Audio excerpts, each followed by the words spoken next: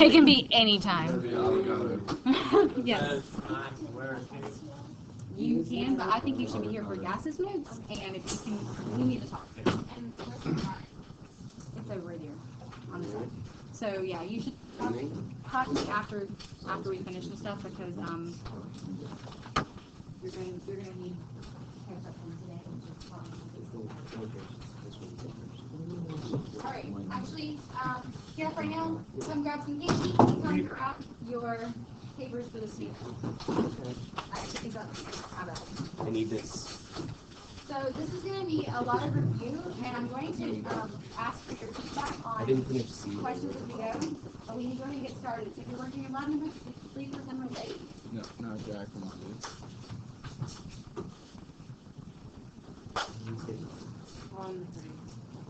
Yes. Yours has. That one doesn't work. This one. I'm done with lab notebooks. Just tape it in there. Let's go. Tape it in there. Why do you want some candy? For you guys, because it's an endless hot spot rate, so I brought candy. You got great candy. Woo! Usually you're like, oh, I brought you candy. It's like the worst, guys. I've got a whole nother bag in the car, so you just wait. I've got better candy in the car. This one's just gonna melt. It's got like 6 groups and stuff in it. I did not print out the labs yet. I will print out the labs for you guys tomorrow. Can we go outside one day and like burn gummy bears? No.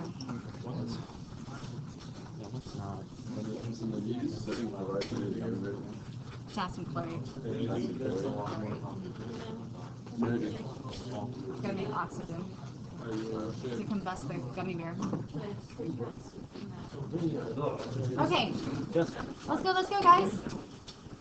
My goal is to give you time to do these practice problems in class, because I won't see. Raise your hand if you're not going to see me tomorrow due to the PSAT. All right, there's a couple I think seniors that are going to see me. All right, so based off your memory or from your reading guide should be on your desk. Let's go, people. Let's go. We're starting notes. Okay, your reading guide should be on your desk. I'm actually going to look at that one today, but I need to talk a little bit first about how to do some of these problems. Sit down. Sit down. Okay.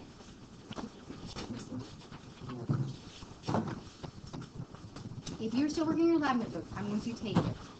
Please close it for me. We're going to start notes. Please respect the knowledge process that's about to occur here. Thank you. It's very disrespectful. Okay, so we need to talk about gases. So to quickly review gases, what are some of the properties you can think of right off the top of your head? You can look on the chart here that represent gases versus liquids and solids. Pressure. Okay, so they exert a pressure. What is causing pressure? Particles bouncing around where? With specifically what? Right, it's got to be with a container, because it can't be an open system. It has to be a closed system. A closed system means in a container. So it's based off some force of a collision with the container wall. Okay, so we've got something about pressure. What else? Okay, so if you had a container, what would the gas volume look like?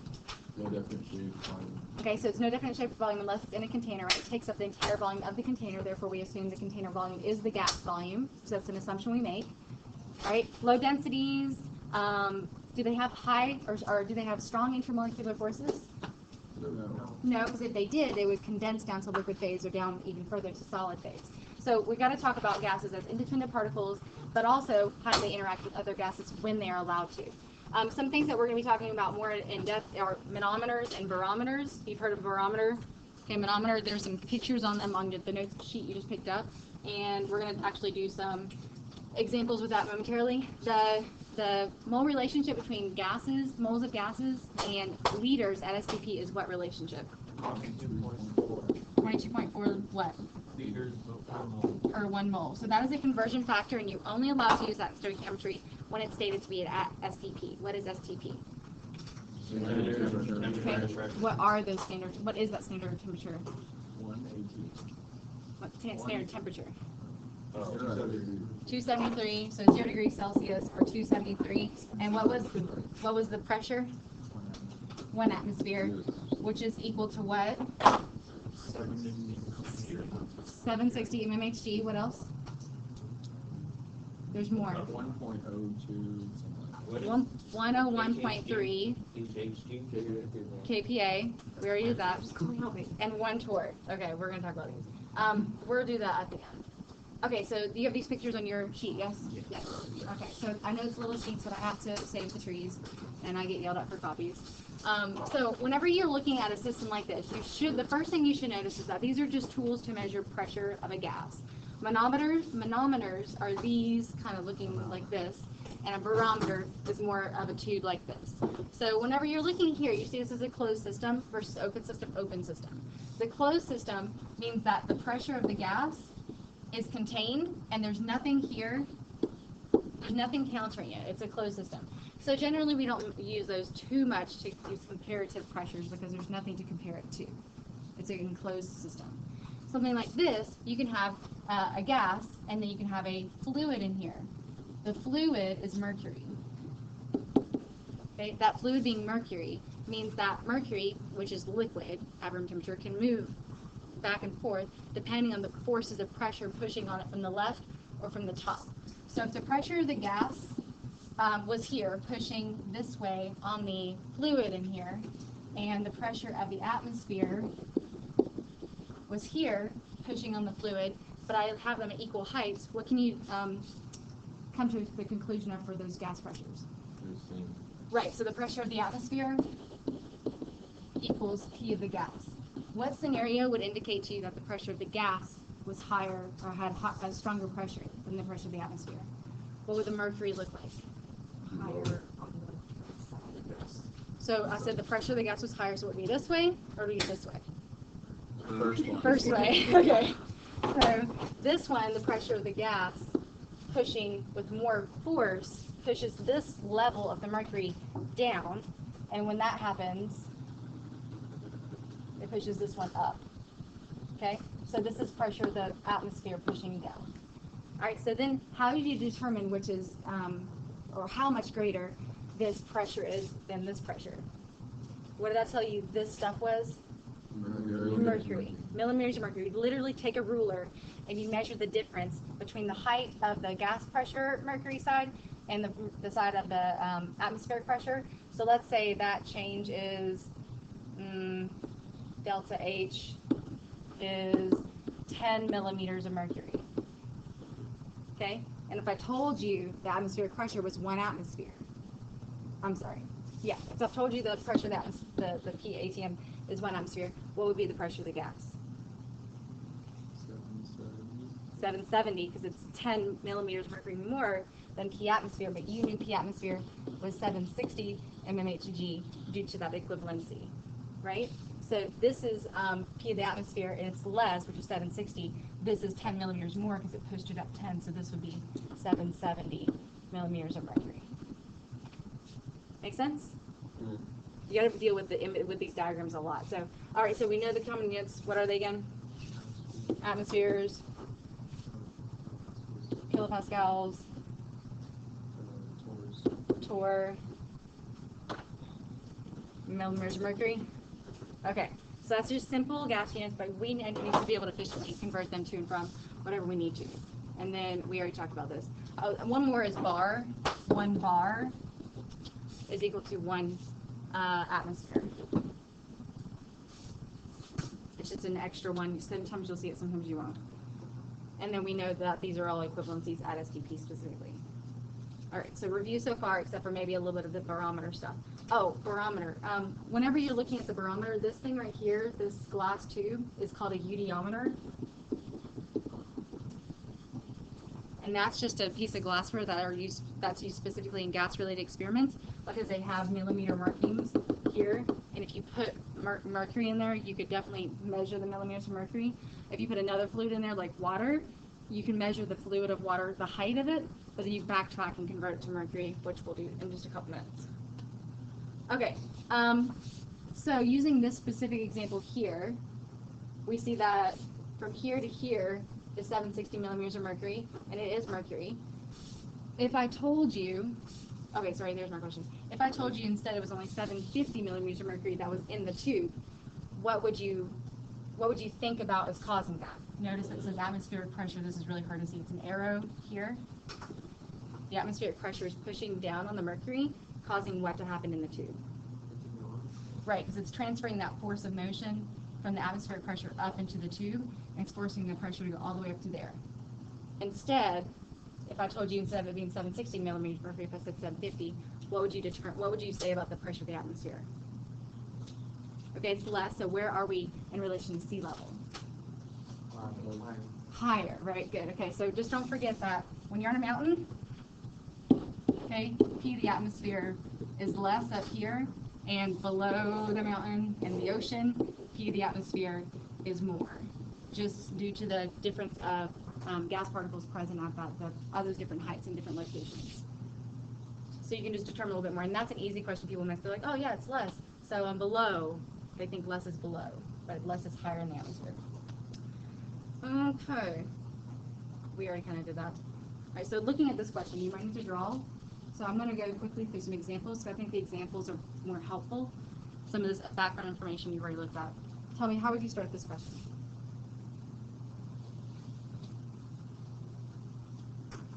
Draw a picture. Okay, so draw a picture, open manometer. So there's our gas tube thing. Okay, what do I know? 78 millimeters of mercury. Okay, so I'm going to put pH2 because it says container of hydrogen gas first. And you told me that the mercury level is here. Where though? Where do I put that 78 or 78? Higher on the open side. On the open side, right? Okay, so this is the open side, so I'm going to put it right here. It is 78 millimeters of mercury higher in the open arm of the tube. So it doesn't really matter what I do here. I'm just making a line, making a line.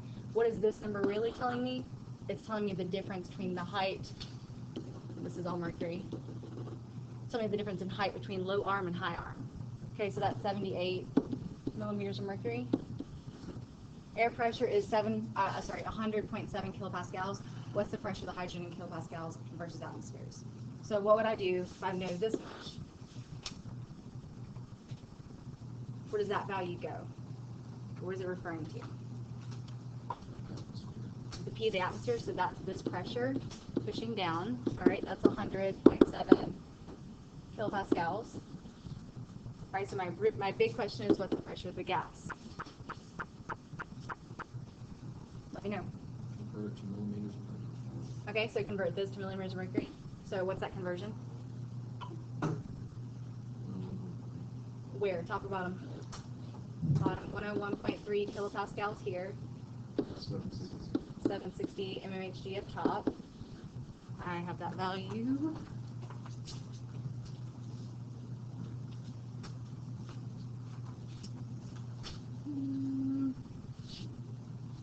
Maybe.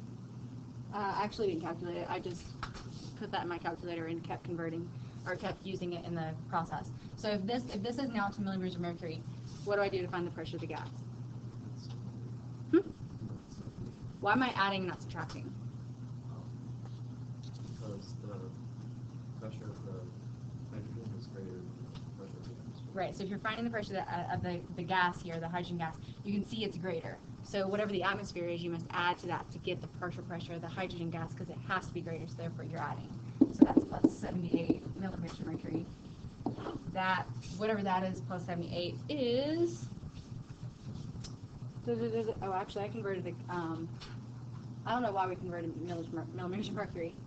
You could convert it the other way, but I don't have this number. I'm guessing it's like 770 millimeters of mercury based off of other values, but what the question actually asks for, kilopascals and atmospheres. But you can easily convert it to there. Okay? Some of you guys have fresher knowledge of this stuff. If you get it, let me know so I can move on to the next type of problem. Okay. So this is the stuff you reviewed last night. Yes? Let your reading guide tell me exactly what the relationships are, and then we're going to draw a quick graph or sketch of the graph relating these. All right, so Boyle's law, what two variables are related or are compared? Pressure and volume. Okay, so pressure and volume are compared. So what is the relationship between them? Okay, so we know they're inversely related or indirectly related. So tell me, what does that mean in terms of the other variables that we know are present about gases? So we've talked about pressure, we've talked about volume. What other variables do we usually consider? Temperature. Temperature. So these things are going to be constant. So constant temperature, moles of gas, and then I'm going to put R here just to remind you that there is a constant that's always constant, and it's called R, the gas law constant. And R's value, do you guys remember that? Write it down. 0.082. 0.0821 what? There might be another number, but I don't remember it. Atmospheres liters. times liters per mole times K. Okay, so you're telling me that temperature has to be in Kelvin. All right, big note to self, you always have to have temperature in Kelvin for gas laws.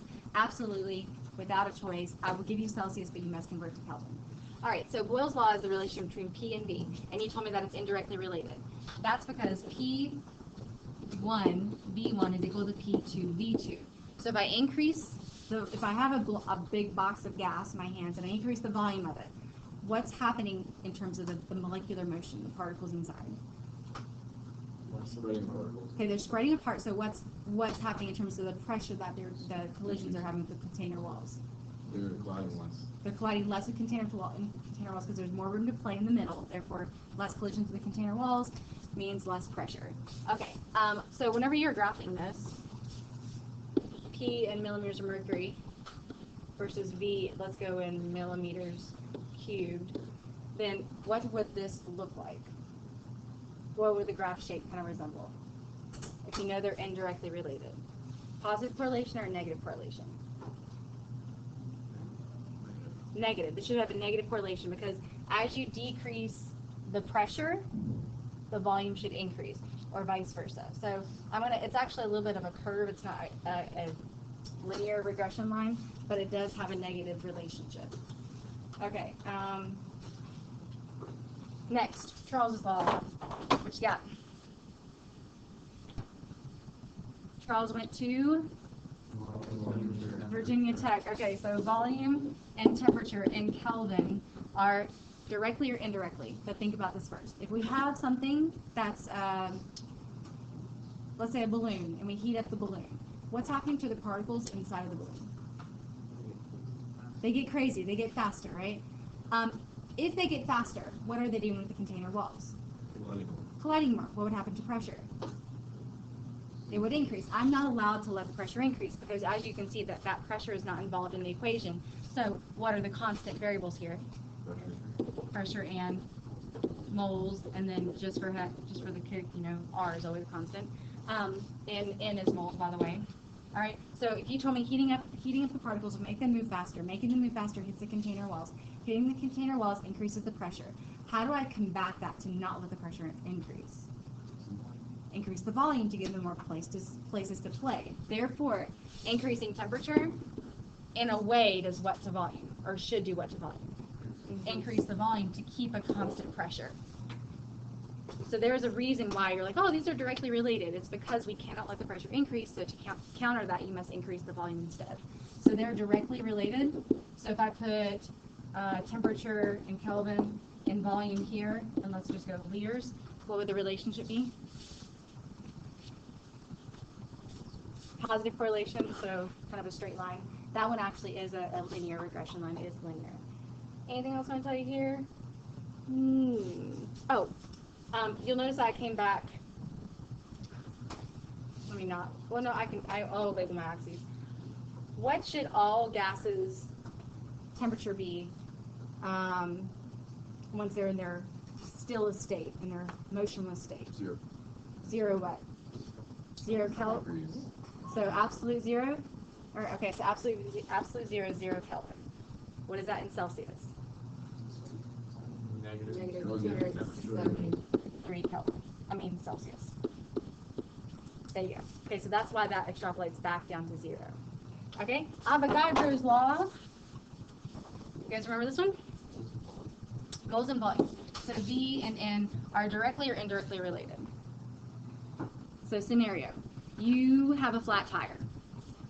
What do? Okay.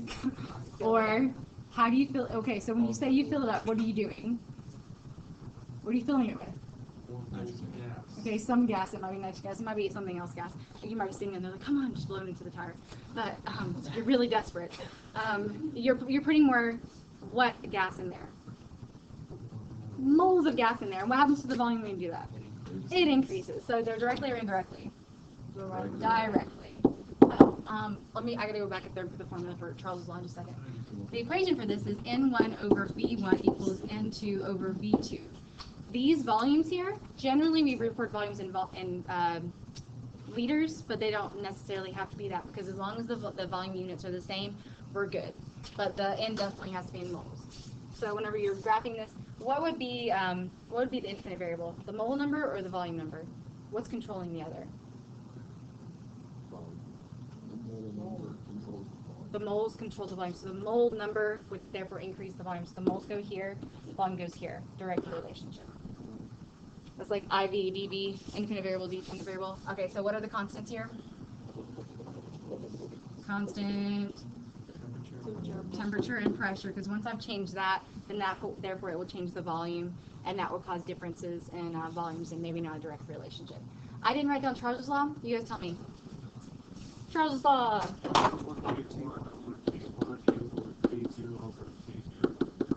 V1 over, V2 over T2. All right, so that's showing you the direct relationship as well. As one goes up, the other one goes up. Same thing happens on the other side. Okay, so that's review material. What's another gas law we've not talked about? Yeah. Can I make one? Sure. All right. Volume is constant. Moles and pressure are directly related. Moles and pressure. So the more moles you add to a container that's got a constant volume, the higher the pressure is. True story. So we'll call that the Jack law. Okay, because that's related to the other one, to Gay-Lussac's, but you just made your own. Yes. Okay. So before we move on to the rest of the gas laws, note right here. And these are some graphs. Oh, did you guys see that link I put to the NCS at North Carolina School of Math and Science? It's a huge gas law study guide. It's Daniel. It is really good. Don't know where my copy is. Oh, here it is. So it starts off, it looks like this. And if you want extra practice or extra reading versus reading the textbook, this is really good. I usually go to this for a quick review for myself just to make sure we're covering everything. So we've seen that graph. We've seen the fact that this Boyle's law is only going to be holding true at low pressures, and this due to this relationship here. So this is a graphical analysis. An ideal gas, when you're comparing this relationship PV versus P, it should have a fairly flat line, okay? But what do you notice as you increase the pressure happens to all these other gases? See that they deviate, yes? Deviate's the word we use. But if you're down here at lower pressures, they all are staying, or you're hovering around that dashed line there. But as you increase the pressure, they deviate more.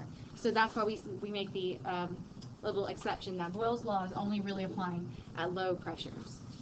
It's just an extra fact to know. There are a lot of little facts.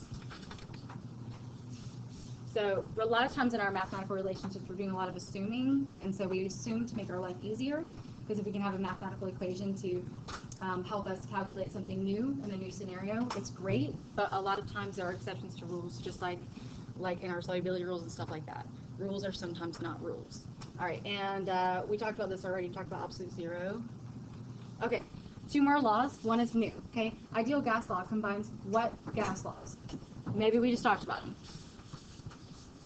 Ideal gas law combines whose laws? Boyle's, Charles, and Avogadro's, okay? ABC. What is that equation?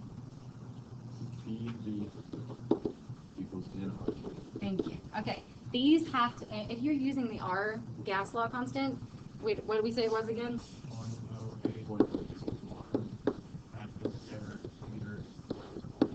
Okay, it's a huge unit, right? If you were using that one, there are other R values. If you stick with one, you really won't get yourself in a pickle and get something wrong. What would these have to be recorded in? P would have to be recorded in what unit? Atmospheres. V would have to be in liters. N would have to be in moles, and then temperature. Kelvin, okay? So in order for those units to cancel, my teacher used to make me write out every single unit and cancel every single one. And if I did not, then I'd know the question 100% right. But I'm going to ask that you record your units, and then this one you recorded a lot. I understand sometimes you don't, but if you don't record them and you accidentally put like milliliters in there, then your plug's going to be off, right? Okay, so the ideal gas law is an assumption we make. We assume that all gases act ideally, meaning all gases move really quickly and they don't interact with other particles. All gases increase their motion, their kinetic energy with temperature. All gases have a bell curve that they come to whenever you're tracking the speeds of them, they move fast. But those are assumptions. We're going to talk about how the kinetic molecular theory plays into this in 2 days. All right, the new equation that you guys haven't heard is the density versus ideal gas law equation. So what 2 equations do you think this pulls together? Ideal gas law. And what's density? D is equal to M over V, mass over volume. Okay? What's the ideal gas law? dV equals nRT. What variable is common between the 2? V. Solve for V for both. I'm ready. Solve for V. Solve for volume for both of these. V is equal to, Mass over V equals volume. so you did times by the volume divided by the density, right? Okay. Other one? nRT over P. All right, so if you've now solved for V for both these, what can you do? So, Combine them. You can set them equal to one another, right? So this means mass over density is equal to nRT over P. I want you to morph this into something that equals molar mass. And what are the units for molar mass? So grams over moles, mass over moles, right? So how can I morph this into mass over moles? Just rearrange. Do what? Where's the mass? Mass is, so I just took this one, I set it equal to this one, because V is equal to V. Okay, so tell me what I'm doing. Switch the N and the V and the D, right? So you're basically multiplying by density on this side and dividing by N on both sides, right? So you get mass over N, which is moles, equals to dRT over P. This is how this person in the NCSMI thing refers to it. It's called the molar mass kitty litter box. Oh, it's not right. Molecular mass kitty cat. Right. Okay. So basically, dirt over pee. Cats put their dirt over their pee in the cat box. Yeah. Dirt over pee. Got it? Dirt over pee. What does D stand for though? Density. And the one note you have to make, so this is the equation, and generally I don't write it exactly like that. I just put so molar mass is equal to dirt over P. The one thing you have to note is that D is equal to what unit? Knowing all your units that are present here, knowing your units that are present in R constant, what does a D in density have to be? What units? Grams over liters. Gases take up a lot of space. Usually we say density is grams per milliliters, but in this case it's a gas. It takes up a lot of space. We talk about in grams per liter. Okay, so that's just one exception to note. All right, so now you got another tool in your toolbox. So if you have a gas question that says find the molar mass of it, you don't have to do a whole lot of math or just stoichiometry. You can just plug it in dirt over P if you know the density. Okay? But what if you don't know the density? Then you'll have to do a bit more work. But this is just one more tool. All right, I know this is corny, but you can remember dirt over P. Okay, a couple more gas laws in general. Dalton's law of partial pressures. If I told you that we had 4 different gases in the atmosphere, and I said, what's the total pressure? You just add them up, right? You take each partial pressure just means part of a whole, and you add them up. So the equation for this is P1 or PA plus PB plus PC equals P total. You'll notice the little subscript of total there. What do you think should be common between all of these before you can add them though? Type of pressure. Right, so they're atmospheres, kilopascals, millimeters of mercury, whatever they are, they need to be all the same unit before you can add them up. That just makes sense. So for a mixture of gases at the same temperature, the partial pressures sum to total pressures. That's just to make sure you understand what Dalton's law is. And then, so what are you assuming is constant in this case? Okay, so a constant temperature, probably constant volume. Yep. The moles of all the gases are the same, but generally we're just talking about atmospheric conditions of temperature and the overall closed system or open system of volume. Okay, so whenever we talk about partial pressures, a lot of times you're just going to be given some information about moles of a gas, and then your job is to figure out the partial pressure of that gas is. There is a relationship though. If you have a fraction, then, and you have the total, then you're just going to take the information about the fraction, multiply by the total to get the part that it makes up. So there are a couple of equations here. I'm going to scroll down to this one first. That variable x actually means mole fraction. Okay, so write down what you need to here. Did I print this out for you? I'm trying to find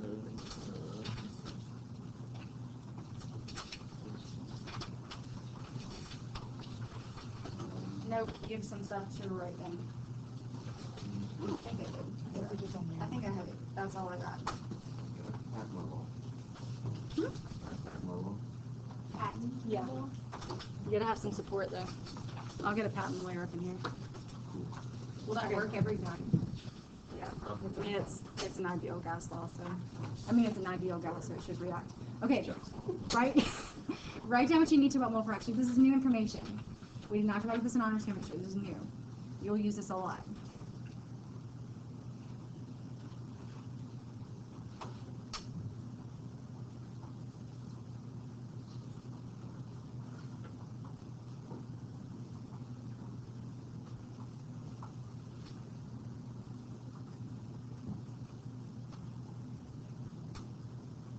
So what can you equate mole fraction to? What other mathematical principle? So if you see it's like a fraction, right? Percent. It's basically percent. It's percent of the whole. It's part over whole, or it's the number of moles of a specific gas over total moles in the sample. So it's just like mole. I'm going to say just percent of total. So anytime you're given a total pressure and it says what's the partial pressure of that particular gas, you take the mole fraction, you multiply by the total pressure. So you take the mole fraction. I'm going to use just say H2 for the easy sake here, times by the total pressure, and that's going to give you partial pressure of H2. You're going to see this a lot. I want you to be able to recognize when it's asking you for partial pressure, and it'll denote a specific gas. If it's saying total pressure, it'll say T. So this might be in combination with another gas like nitrogen or oxygen, where it's making up the rest of the fraction to make the total. So anytime you can, or if it asks you to go opposite, if it's asking you to calculate the mole fraction and you know the partial pressures, then you can just take the partial pressure over the total pressure to get the mole fraction. Why can you relate moles to pressure? It's like my law, right? But it's based off the premise that moles are proportional to pressure due to the fact that increasing moles of a sample would cause more collisions to container walls, which would increase the pressure proportionally. So, just saying. We've kind of talked about this. All right, so with this information, knowing that Dalton's partial pressure, oops, it's up there. Knowing that Dalton's partial pressure is just the sum of the whole, then why are we not talking about independent gases and how they would deviate from the gas? I mean, deviate from the total pressure. What's causing pressure again? Reflection off the sides of the container. All right. Have we said anything about different molecules causing different forces of collision?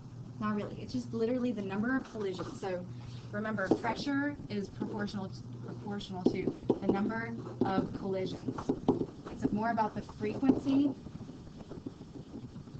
of collision. It has something to do about the force of collision, but all these gas particles are so tiny, they make an insignificant difference. So that's why we don't care about the identity of the gas. We care just simply about the partial pressure and the number of moles of them. Okay, so you guys are going to do some practice questions now. I may have assumed we're going to do more today, but we'll figure it out. Okay, so you guys got 4 minutes. See what you can do. Work with the person next to you. I'll do the first one if you need me to, but I need you to try first. There's more candy. Huh? These questions are on the page in front, on this page. I didn't print out the entire presentation. Really? Not me, sorry. Yeah, we have papers on there. Alright, how are you starting this? Pressure. Pressure? I'm not giving any pressure. Okay, I'm giving total pressure. I'm giving total pressure. Use that towards the end. Pressure. Oh, picture. 6 moles of this stuff. Alright, why are we, so tell me your thought process before you do the whole thing. Tell me the linear structure of how you're doing this problem. We're doing moles of fluorine. Okay, you're going to moles of both, and then do what? The thing we just learned. The thing we just learned. So you find the mole fraction, and then do what? Do it by total pressure.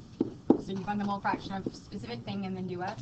Multiply by total. Multiply by total pressure to get partial pressure. It's not on paper, it's right here. Okay, so tell me how you guys are, you guys have calculators that goes faster if you can shout out answers. So we have 19 grams of fluorine. You guys, actually, you don't need that for fluorine, right?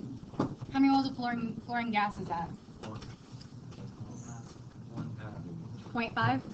Okay, so fluorine gas, 1 mole of fluorine gas is 38 grams, because it's times 2, so then that's 0.5 moles. Mental math, right? We're going to practice that. What's the next one? You can do that without a calculator too. What am I thinking? So here's fluorine. What's next? Okay, so grams of helium, that's not diatomic. 1 mole of helium weighs.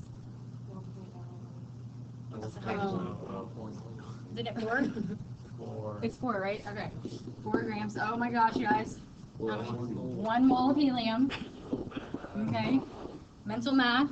Tell me what the partial pressure for each is. Or tell me how to do it.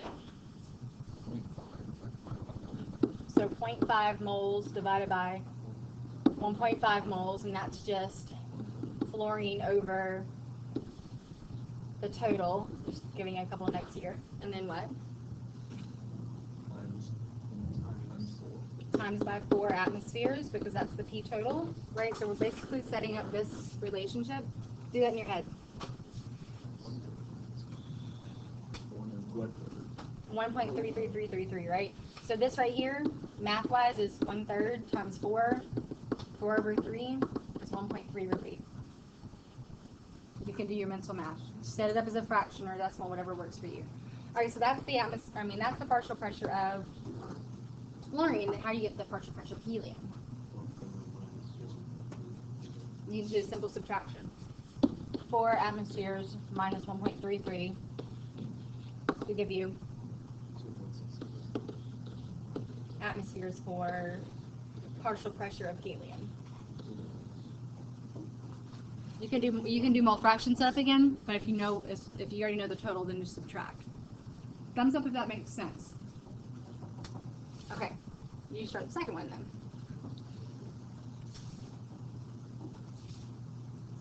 On your paper. Try well, this might be a little bit harder for mental math, but you could try. Exercise your brain.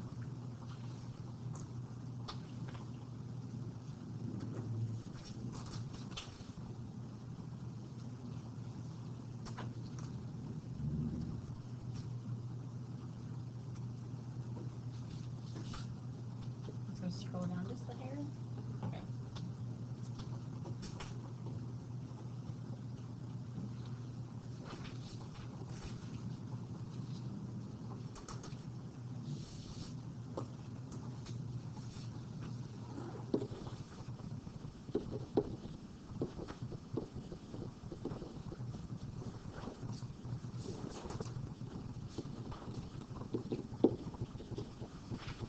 Tell me what math you're setting up here. Any of the partial pressures?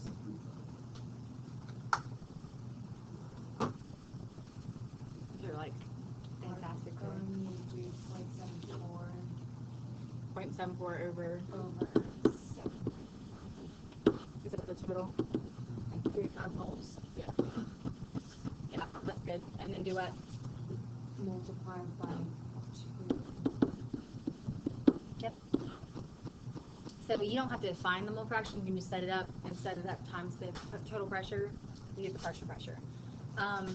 You'll notice that. What do you notice about mole fraction units?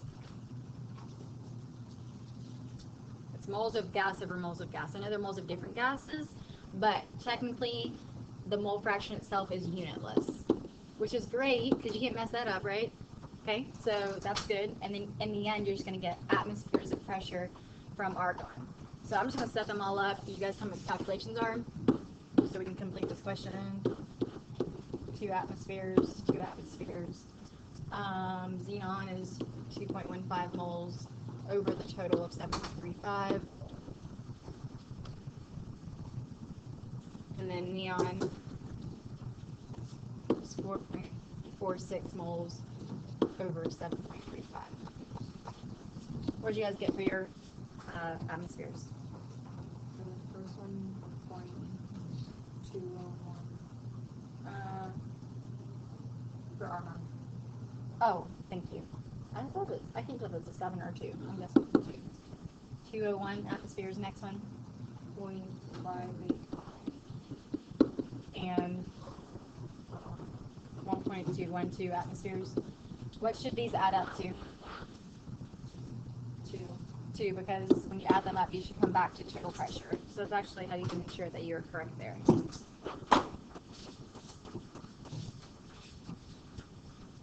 Okay. I have a couple more practice problems to see where we are here.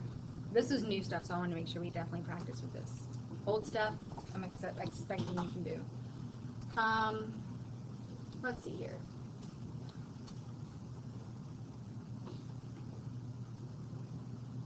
Go back. You guys try this one. No, I'll let. Fine, do this one. This is using a different gas law. After you kind of read it and figure out where you're going, tell me where we're going before we start. This one, I think was on your paper. I might be lying to you. It is, yeah. So what's the total pressure when the valve in the middle is open? So there are 2 big spherical containers, and there's a valve connecting them, but when you open it, there's a total pressure. What are your thoughts? Add the 2 pressures. That'll be too easy. Because what happens is, when you let this neon gas play in the whole play yard, what happens to its pressure? It goes down. Same thing on this side. Helium, when it's allowed to go into this whole pressure, its pressure goes down. So they're not just a simple summation. So what should we do? Under gas law. I don't have that kind of information. Sure. You can figure it out. But tell me what we're actually doing. We have an initial, Equalizing pressure. yeah, but we have an initial pressure, we have an initial pressure for neon, right? What are we comparing that to? An ATM. Change it. Okay, so we probably should, you're right, first change that to ATM. But after we open the valve, we've created a new scenario, right? A new scenario with what? More volume. 2 gas. More volume. Yes, I know we have two gases, but it's hard to consider them both at exactly the same time, so we're going to consider them separately and then pull them together. So neon right now is P1 and V1. That's what it's allowed to play in, right? When you open the valve, what happens? The volume is 2.53. So V2 is total 2 plus that volume, excluding that little bit in the middle that we don't know. So we know a new V2 to be 2.5 liters. So then what is our goal? Find P2. So Find what is P2 for yes, we're using Boyle's law, but we're finding P2 simply for neon. And then we're going to do exactly the same thing for helium, and then we're going to add the P2s together.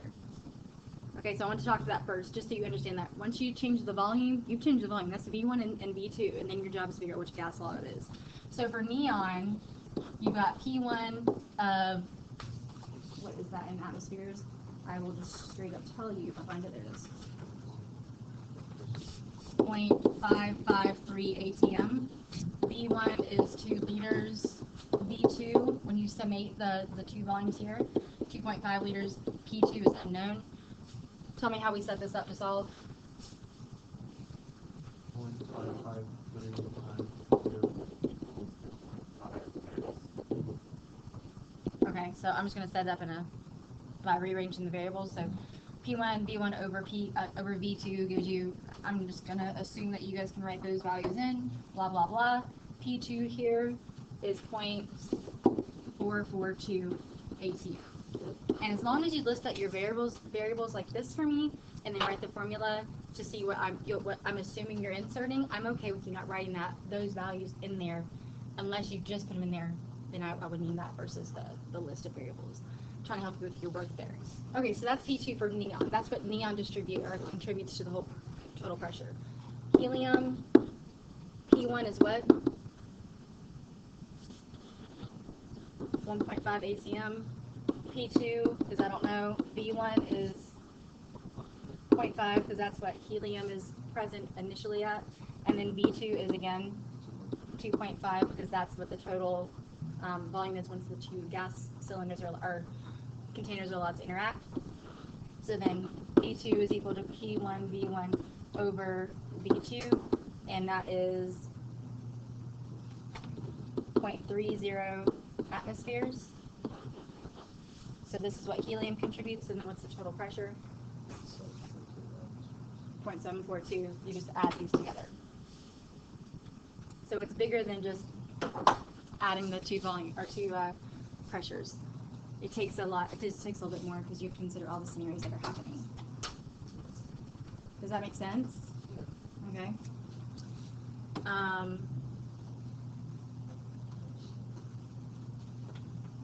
Do this one. In terms of try mental math. I want to demonstrate this one to help you. But tell me what information you know, and then let's see if we can figure out what gas law to use. So what's our goal? So question E total, okay. What do we know? Okay. And nitrogen gas. We know volume to be a 6-liter container. It's very, very beneficial. I'm modeling how you should do these problems. Very beneficial. Write all the variables out so that you understand what you're dealing with. 25 degrees C. All right. What's kind of popping out at you? What gas law? Right. Because we don't have two pressures.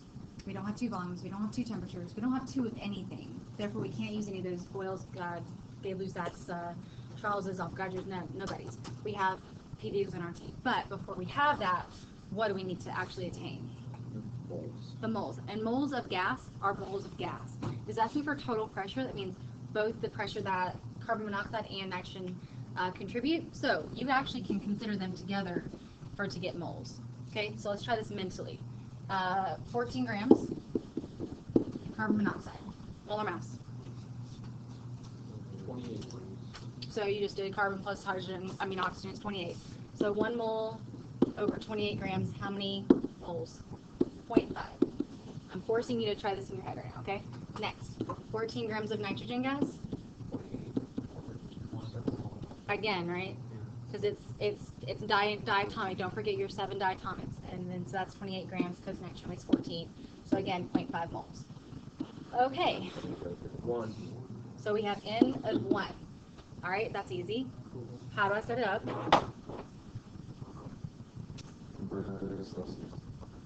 Okay, good. So this has to be what? So what is that in Kelvin? Do not use your calculator. 298 Kelvin. You will have to do this without calculating your multiple choice. Okay, so 273 plus 25, 3 to 5 is 8, 7 and 2 is 9, 298. PV equals nRT. What am I solving for? Pressure. So divide by, V. and everything's in appropriate units, right? Okay, so P is equal to nRT over V. N, 1 mole. R, 0.0821 atmosphere liters per mole K. 298. 298 Kelvin over 6. Right, here's how I think about it. And it's not fantastic, but it will help you, because most of the time multiple choices are far enough apart, it's not too difficult. If you think about this 0.08, round that up, what would you round it to?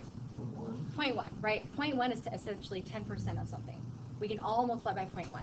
So mathematically, 1 times estimated 0.1 times that rounds 300 over 6. And we know that this is going to be assumed, this value, estimated value is going to be high because we rounded up on 2 of the numerator values. 5 atmospheres. So tell me what you did. 1 times 0.1 is 0.1, then 0.1 times 300 is 30, and 30 divided by 6 is 5. 5 atmospheres. Not hard, right? But you know the answer is going to be like 4.8 atmospheres or something like that because we rounded up.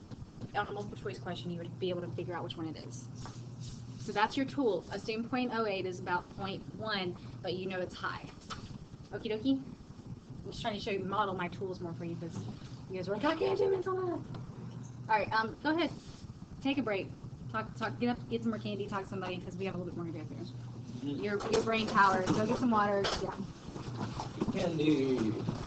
Candy. And I hope you've all eaten breakfast. Oh, Who ate breakfast? Breakfast? Good. Breakfast. You guys should bring a little bag of cereal with you to class. And nosh on it. Can I like bring a bottle of like Sprite one day and just like Bottle Sprite or like a little can? just like a 2-liter bottle? Just a 2-liter bottle. Don't push it, huh? My breakfast experience is good. What's your breakfast experience? Those guys are cool, talking about much on hunger. And then all of a sudden, the clock goes to I slammed on brakes, everything locked up. It was like 7 chips. This one. You know, what are these? 6:30. It's a big Tootsie Roll. What is a Tootsie Roll made out of? Chocolate. It's just chocolate? Yeah, chocolate and preservatives and 90 other things that aren't chocolate. Very specifically.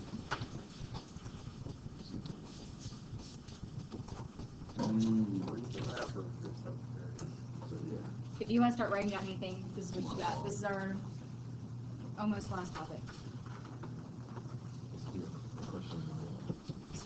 I'm just trying to take care of my people who are gone tomorrow, so you just don't have to watch a lot of notes. Did you hear about the chemist from UNC that got in there with us? Yeah, and do. Indeed. Yeah, they got it collectively. They got it for biology. I mean, they got it for chemistry. But they just put like that through the chase rate.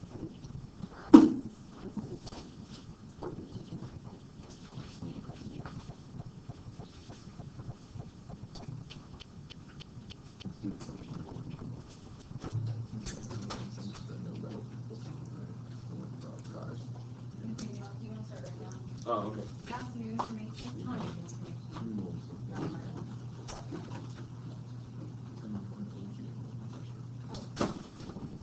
Diamond, you got more money, girl.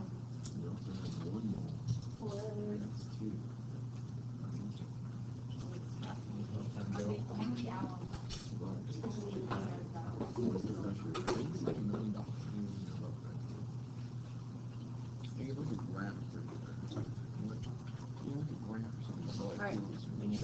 Read this. You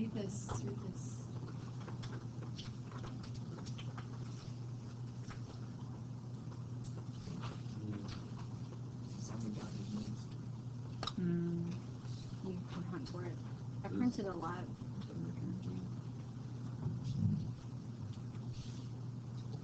Substitution for mercury.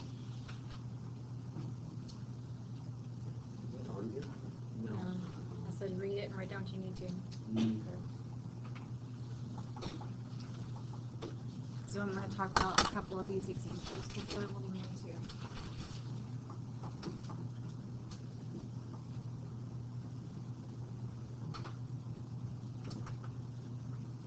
But they're easy.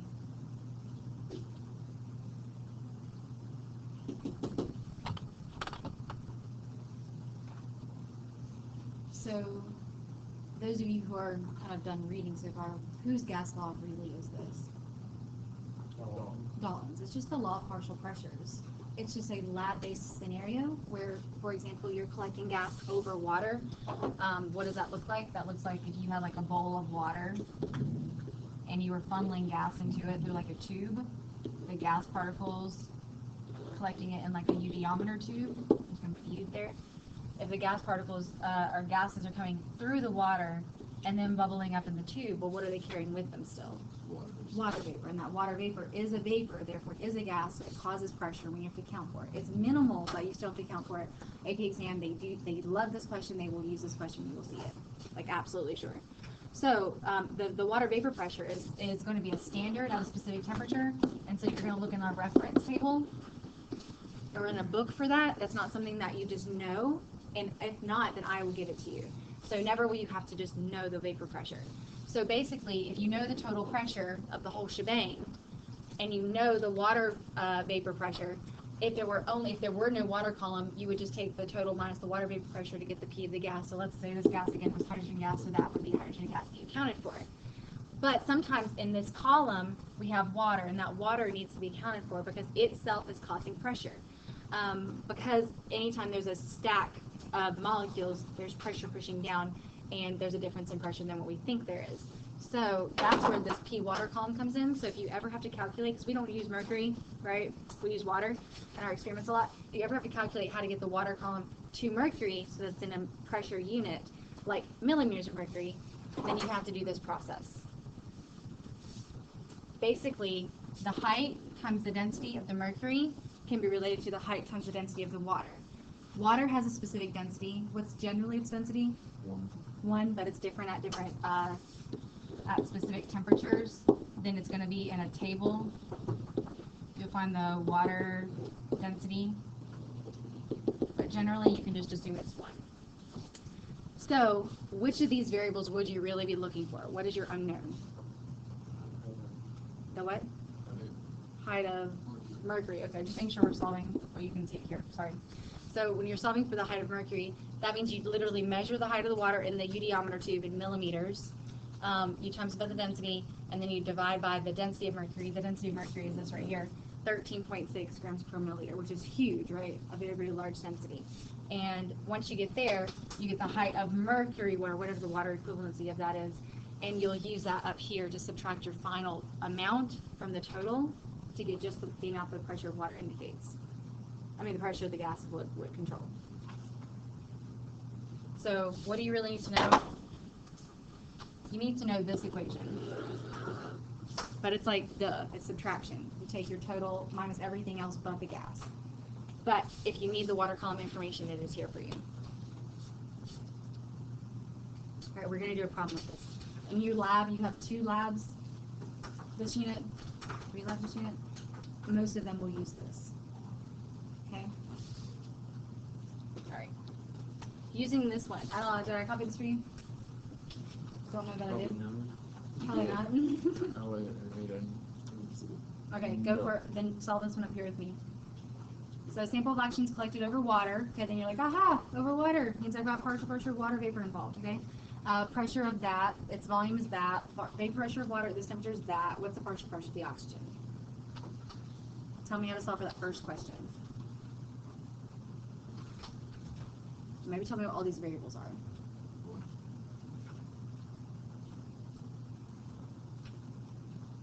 It's already in millimeters of mercury.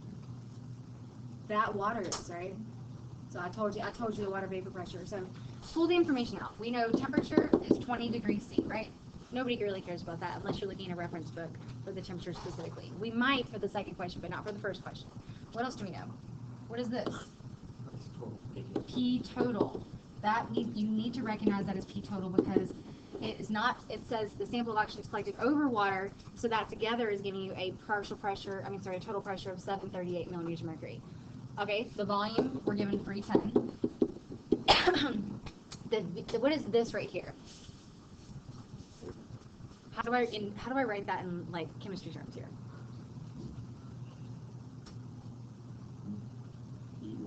P water. I need you to recognize words and variables and like what they stand for. So P water vapor, it doesn't say P water vapor, but you could put that down there if you wanted to, is 17.5 millimeters of mercury. What's my real question then in chemistry lingo here? P of what gas? Oxygen gas. Write down your variables. I promise you it'll help you see what you need. So what are we gonna do first? if I want to find P of oxygen.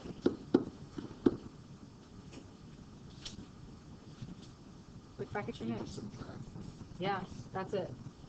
But you're going to need this other information for the second question. So this is P of oxygen, so you're doing P what? Total minus P water vapor. Okay, so that's 738 millimeters of mercury. Subtract 17.5 millimeters of mercury. In your head?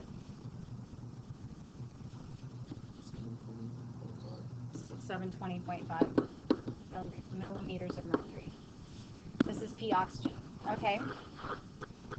Next question. What would this volume be if it were dry at STP?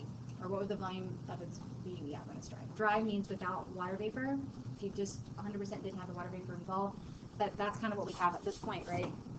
So what am I actually changing in terms of variables?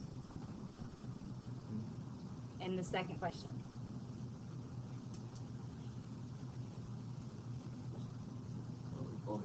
I'm changing this. I'm changing volume. I'm changing temperature. This is changing. So this is T1. T2 is what? What am I changing it to? 0 degrees Celsius. So that's 273, right? Okay, so I'm going to write Celsius for now, but we will convert back. And so the second thing we're changing is what? Pressure. This is P of oxygen at this condition, at the original condition. Dry, meaning we subtracted out the water. So this is P1. So what's P2? 760 millimeters of mercury, or 1 ATM, whatever you want to say. It just depends on what you're going for. I'm going to stick with the millimeters of mercury because that's what this is published as right now. So what's my question? B what? B2. So my real question is, what is B2 if this is B1? So we just morphed that partial pressure problem into a combined gas law problem. Okay, so we got lots of variables going on here. What is the combined gas law?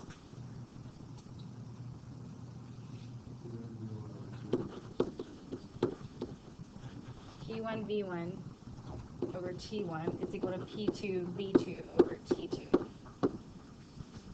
Right, so what am I solving for? And in terms of variable? V2. So isolate V2. Tell me how you do that. So do you guys call it the floppy dot chop or third time method? I call it cross multiply. Yeah. Cross multiply and divide. What do you guys call it? I just do it. I don't really call it. Okay. We don't name it. All right, cool. I multiply these. P2 V2 T1 equals this thing. P1 V1 T2, and then isolate. So what you do, you just move stuff around. Never done. This is how I was taught math. We did this in I never did that one. Okay, I probably modeled it a couple times. 'Cause math is taught differently now, but math was easy when I did math. So anyway, set those equal to each other. Divide by T1 or am I solving for V2? Solving for V2. So divide by P2 and T1. Divide by P2 and T1. So what am I plugging? Do I need to plug this in? No. You guys can plug. Okay, as long as your pressures are in the same units. Yes. What's wrong with temperatures right now, though? 30 Celsius. So these would need to go to what, Kelvin? 293. And 273 Kelvin. And then volumes are in milliliters, but that's totally fine. The next volume published would be, or calculated would be also in milliliters. You can plug that in. Okay, so we've learned new stuff today. What? mole fraction. Mole fractions. That with Water against dry Wa- versus wet. So dry versus wet gases with in terms of their partial pressure. And then we can we'll do gas stoichiometry tomorrow. I want to do one question, and that's it. Gas stoichiometry, and you guys tell me what you remember. This is the question. I'll go over the information tomorrow, but this is reaction stoichiometry combined with gases. That's it. Alright, so a sample of solid potassium chlorate was heated in test tubes. You can figure blah blah blah. Decomposed in the following reaction. Write down your reaction. I think you accidentally did that. I didn't accidentally cover it up. It's just there, you know. Tell me the VCE. I'm ready. KClO3.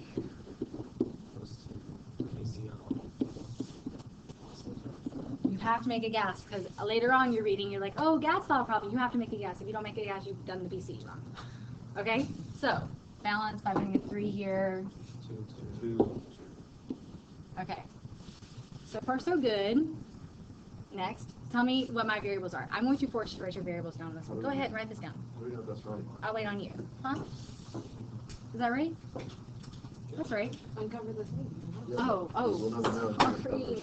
Yes, good job, guys. Good job. Tell me what your variables are that you know. 22 degrees Celsius. So what was produced? Oxygen gas. Okay, sorry, we already see that. 22. So T is equal to 22 degrees Celsius. What else do we know? Pressure. So how do you label that?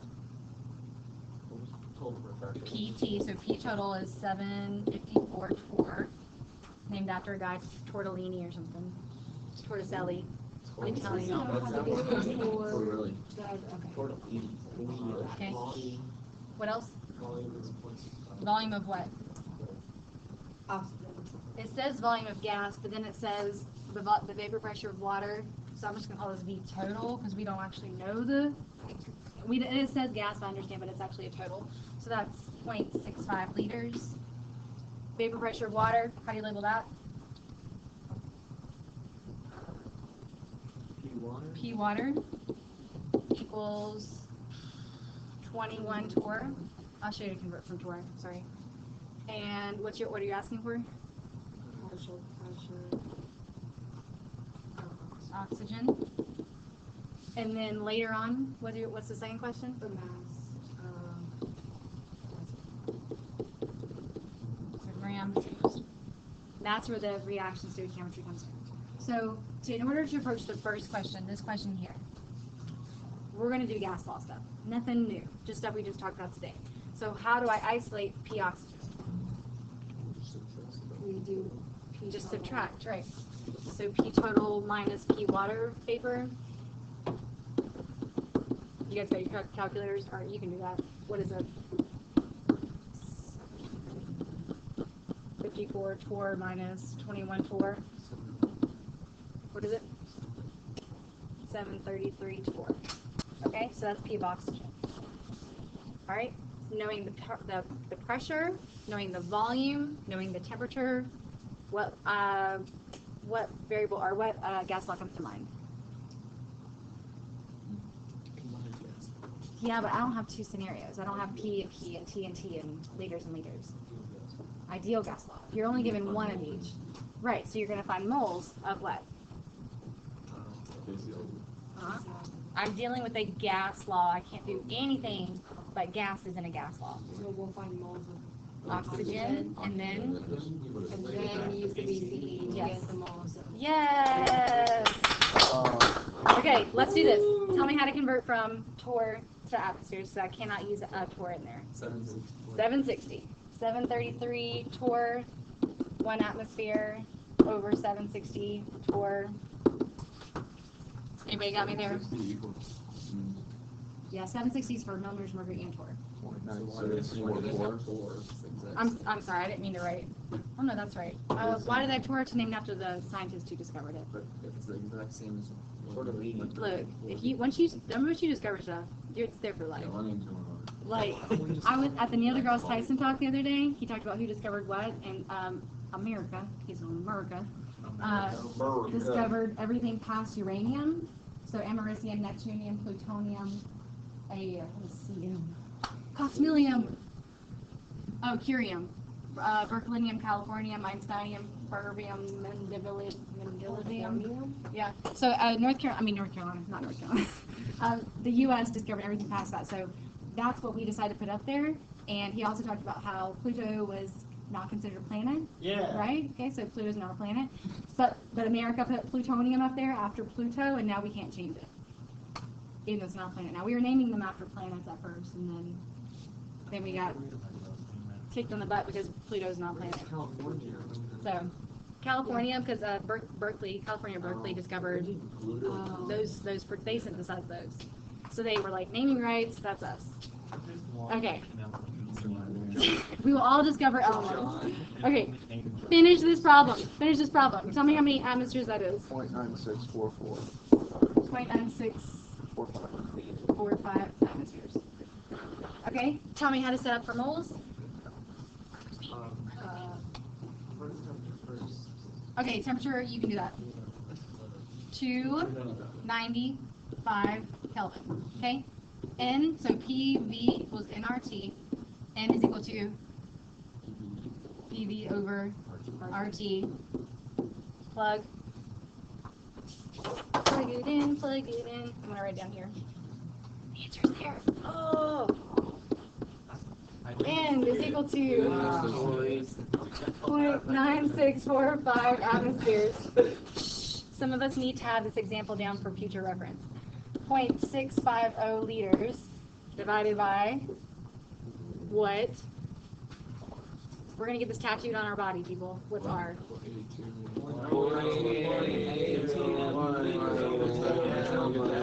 Good job, good job. And temperature?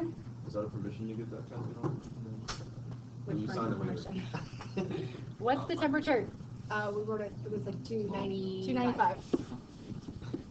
Okay, what units cancel? ATM, L, liter, and K. Yep. Everything's left, but I mean everything cancels but moles, meaning we're in a good place here. So, calculator. I need an official calculator in here. One of you all. Usually strawberry. I know. You guys are slacking. I filled it a few times today. I appreciate it. I like to calculate it with you sometimes because it makes me slow down. Because I have a lot of copy before I see you guys. 8 times 10 to the -2 moles. Okay, this is moles of what? Oxygen. Oxygen. Okay, do not forget whenever you're doing gas laws, this is This is a gas. This is not the answer. This has to be converted to what? Okay, so starting off with 0.02588 moles of oxygen. Do what? Look at the piece. Ratio. So what goes on top? 2 to 3. So 2 moles of potassium chlorate, 3 moles of oxygen, 1 mole of potassium chlorate, because remember we're going to grams, is 122.5, I believe. And then you calculate, and you get 2.2 grams, 2.12 grams. Yes. That's reaction stoichiometry.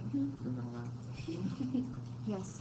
So we will do more reaction stoichiometry a little bit tomorrow and a little bit on Wednesday, no, Thursday. But right now, sorry I bored you to tears. I want this stuff due by Thursday. Sorry about Thursday. Gas law optional practice ones with the stars. Do you see them on your paper? No. Look for them. Yeah, Okay. They have little asterisks next to them. Oh, there's more than 2. No. It continues across the page. Hey, We're only doing the ones with stars. Only the ones with stars are required. Okay, I'm gonna wait. Guys, listen. These are due Thursday, but get started now. I'm trying to give you guys some time for PSAT. We still have since this is a non-seal day, we still have time. Do those, the gas stoichiometry problem set is right below that. Do you see it? Yes. You can accomplish a couple of those. Tomorrow, we will do more gas stoichiometry, and those of you watching the video, give about a 25-minute video max, so I'm trying not to lecture much without you guys. And then that's something you can accomplish after tomorrow's notes, but you can actually do something else if you guys got that first part. And then the textbook questions, this is something I was going to send last night for homework, but you guys had to do your labs. So it's textbook 238, 30A, 47, 50, 60, 66, 67, 69, 71. I tried to choose a lot of odd ones so you guys could check in the back of the book. Okay, so that's due by Thursday. All of those do full gas for problems. This is it. Yes, sorry, you'll be able to deal with what I'm doing right now. Hey, Clay, did you, No, I'm did you finish that?